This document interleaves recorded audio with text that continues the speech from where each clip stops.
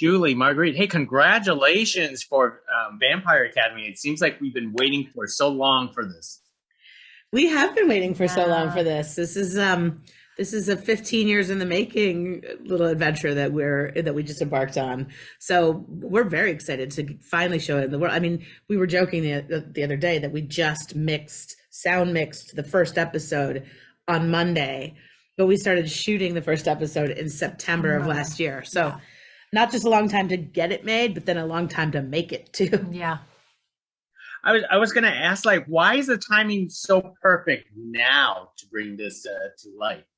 Well, I mean, to me, it's funny because when we read the books at the same time. Julie was like, "You should read these. I love them." She was going to do them, and said, "Hey, you want to do this?" And I had forgotten that I'd liked the books so much because when I reread them, it's a huge, big, beautiful world, but obviously it's a story about a class system that's falling apart, and there's a really big struggle about to happen. Change is on the horizon, forcing some decisions for a lot of people, including these main two women who are the heart and soul of the show.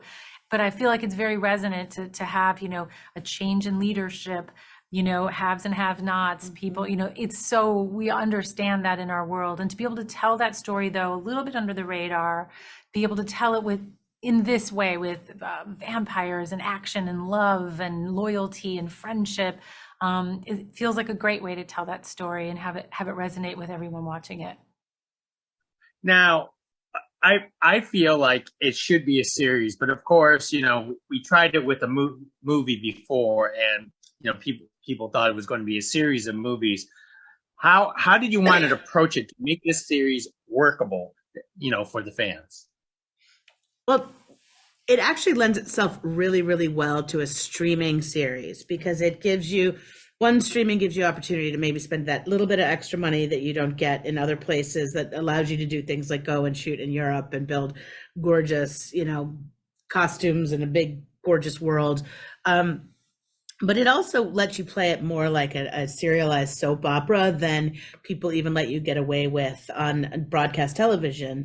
So the books are so filled with all this incredible plotting and incredible storytelling. So we just have to line the pavement with it. We just have to decide what goes where. And we did not tell the story in the same order or the same way that the books did.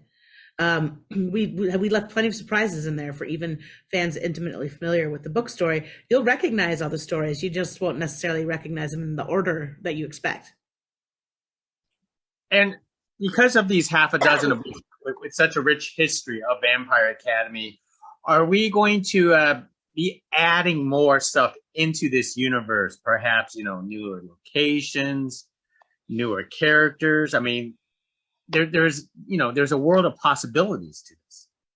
Yes, I mean, we're basically this world that we're playing in is a world that's outside of the human world. So this is a dominion. So already it's different, right? We're putting the royalty and the Dompier, everyone is together in this one dominion, and yeah, I don't even know. There's so much different. I mean, what we had fun with is anytime we needed a new character, we mined the books to see if a character like that already existed.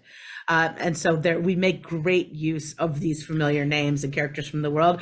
But for example, like our queen, Marina, is very different than the queen in the books. Exactly. Different in age by about 260 years as well. Yeah. And yet the story that surrounds her is actually very familiar. So it's that kind of thing. Exactly. It's going to be a series filled with all the great Easter eggs for the fans of the books.